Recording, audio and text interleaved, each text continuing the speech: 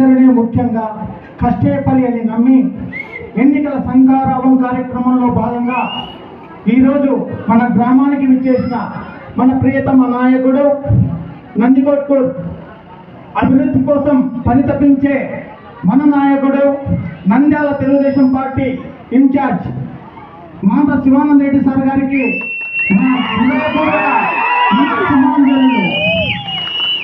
అన్నగారు మన అన్నగారి కంఠంలో అడుగుంది, వారి దగ్గర మనకు మంచి గుర్తింపు ఉంది. మన మిడతూరు మండల కన్వీనర్ ఖాతా రమేష్ రెడ్డి అన్న గారికి నమస్కారములు. ఇంకా మా మామ లేడు ఇక్కడ. పీటి సాయిపేట తెలుగుదేశం పార్టీ యువకులు అంటే ఒక ప్రత్యేకమైన ప్రేమ చూపించే నందికొట్కూరు మార్కెట్ యార్డ్ మాజీ చైర్మన్ గుండం రమణారెడ్డి గారికి కూడా నమస్సుమాంజలు.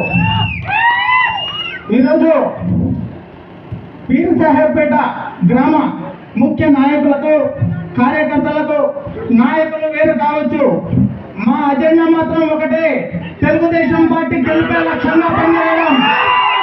నాయకులు ఎంతమంది ఉండొచ్చు, కానీ గెలిపే మా లక్ష్యం. తెలుగుదేశం పార్టీ కుటుంబ సభ్యులందరం కూడా కష్టపడడానికి మేము అహర్నిశలు కృషి చేస్తాం. అదేవిధంగా ఇతర గ్రామాల నుండి తెలుగుదేశం పార్టీ నాయకులు చేసేటువంటి వారికి ఎవరి బెదిరింపులకు సైతం భయపడకుండా పోరాడగలిగేటువంటి జనసేన జన సైనికులకు, బీజేపీ కార్యకర్తలకు, నాయకులకు పేరు పేరు నా శిరస్సు వంచి నా హృదయపూర్వక నమస్కారాలు. పాత్రికేయ మిత్రులకు కూడా నా నమస్కారాలు. అన్నా, తెలుగుదేశం పార్టీ అంటేనే జనం, జనం అంటేనే మనం, మనం అంటేనే ఒక ప్రపంచం. ఈరోజు సోదర సోదరి మండలారా, ఒక్కసారి వివేకంతో ఆలోచించండి.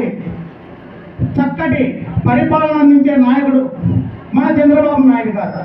మరి అటువంటి చక్కని పరిపాలనా మార్గంలో పయనించగలిగేటువంటి శక్తి కలిగిన నాయకుడు మన చంద్రబాబు నాయుడు. మన కోసం నిరంతరం ఆలోచించే నాయకుడు చంద్రబాబు నాయుడు గారు. అటువంటి సమర్థవంతమైనటువంటి నాయకుడి కోసం మనం ఖచ్చితంగా అహర్నిశలు కృషి చేయాలి.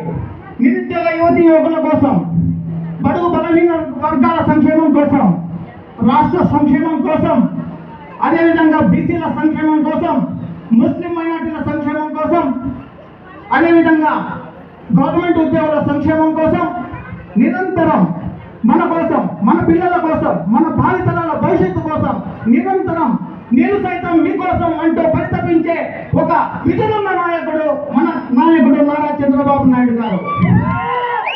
అవునా ప్రజలారా, ఒక్కసారి ఆలోచించండి. అటువంటి వ్యక్తి యొక్క అడుగు జాడల్లో నడవడానికి మనమంతా కంకణబద్ధులై సంసిద్ధులై ఉండాలని ప్రార్థిస్తున్నాను.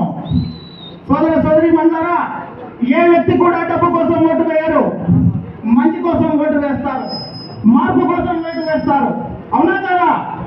మంచి పరిపాలన అందించే నాయకుడు కావాలని ఓటు వేస్తారు. అవునా కదా? అటువంటి మంచి భవిష్యత్తును అందించేటువంటి మన నాయకుడు నారా చంద్రబాబు నాయుడు గారు. ఒకటి మూడు ఉదాహరణలు చెప్తాను మీకు.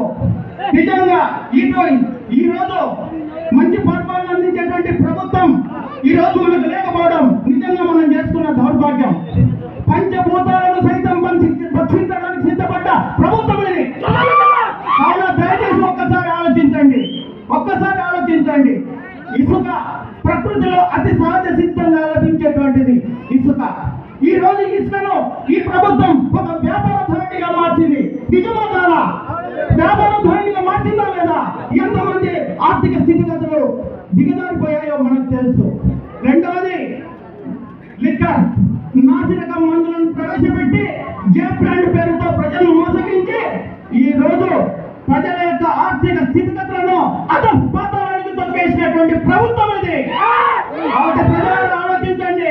ముచ్చటగా మూడోది, ఈ ప్రపంచంలో అన్నిటికన్నా విశాలమైనది ఏంటిరా అని అనుకున్నాడు ఈ జగన్మోహన్ రెడ్డి. ఒక్కసారి ఆలోచించాడు.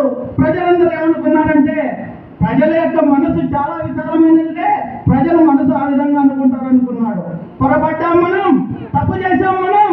ప్రజల మనసు కాదన్నా ఈ ప్రపంచంలో అన్నిటికన్నా విశాలమైనది భూమి. ఆ భూమిపై కన్నేశాడు. మొదటి స్థాయిలో ఏం చేశాడంటే పట్టదారు పాస్ పుస్తకాలపై బొమ్మ వేసుకున్నాడు. రెండో స్థాయిలో ఏం చేశాడంటే సర్వేరాల మీద బొమ్మ వేసుకున్నాడు. మూడో స్థాయిలో ఏం చేశాడంటే ఒరిజినల్ పత్రాలు మాత్రమే మా దగ్గర ఉంచుకుంటాను, జిరాక్స్ పత్రాలు మీకు ఇస్తానని చెప్పి అన్నాడు. 4వ స్థాయిలో ఏం చేశాడు తెలుసా? నీ స్థలం కబ్జాకు గురైతే నువ్వు కోర్టుకు వెళ్ళకూడదు, నేను సెటిల్ చేస్తాను అంటూ ల్యాండ్ టైటిల్ యాక్ట్ చట్టం అనేటువంటిది వాడు తీసుకొచ్చాడు. మరి 5వ స్థాయిలో ఏం జరుగుతుందో చెప్పనా? 5వ స్థాయిలో ఏం జరుగుతుందంటే, నేను కనుక గెలిస్తే మీ భూమి నాది అంటాడు, మీ భూమి నాది అంటాడు.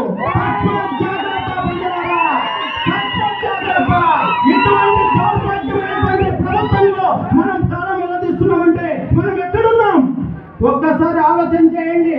అందుకే రేపు మే 13న జరగబోయే సార్వత్రిక ఎన్నికల్లో అతి సామాన్యమైనటువంటి కుటుంబం నుంచి వచ్చినటువంటి, అతి చిన్న కుటుంబం నుండి వచ్చినటువంటి మన ఎమ్మెల్యే అభ్యర్థి గిత్తా జయసూర్య గారు, అదేవిధంగా ఎంపీ అభ్యర్థి బైరెడ్డి శివరామ గారికి సైకిల్ గుర్తుపై ఓటు వేసి మనందరం రేపు నందికొట్టు నియోజకవర్గంలో భారీ మెజార్టీతో, అదేవిధంగా శివానంద రెడ్డి సార్ గారికి మాటిస్తున్నాం, మా గ్రామంలో మీకు మంచి మెజార్టీ తీసుకొస్తాం సార్. రేపు భవిష్యత్తులో రాబోయే కాలంలో మా గ్రామానికి సంబంధించి విద్య, ఉద్యోగ, ఉపాధి అవకాశాల్లో మీ సహాయ సహకారాలు మాకు ఎల్లవేళలా ఉండాలని మనస్ఫూర్తిగా ప్రార్థిస్తున్నాం సార్. దయచేసి మా గ్రామాన్ని ఉంటాం. కాబట్టి ప్రజలారా జాగ్రత్తగా రేపు మే 13న సైకిల్ గుర్తుపై ఓటు వేసి మన ఊర్లో మంచి మెజార్టీ తీసుకురావాలని చెప్పి ప్రార్థిస్తున్నాను. జై తెలుగుదేశం. మహమ్మద్ శివానంద రెడ్డి గారి నాయకత్వం, మహమ్మద్ శివానంద రెడ్డి గారి నాయకత్వం. ఈ అవకాశం కల్పించిన పెద్దలందరికీ పేరు పేరున ధన్యవాదాలు తెలియజేసుకుంటూ కృతజ్ఞతలు చేసుకుంటున్నాను. సార్, మమ్మల్ని అందరినీ కోఆర్డినేట్ చేసేటువంటి మా మామ ఉన్నారు సార్, మీనియా మహేశ్వర్ రెడ్డి.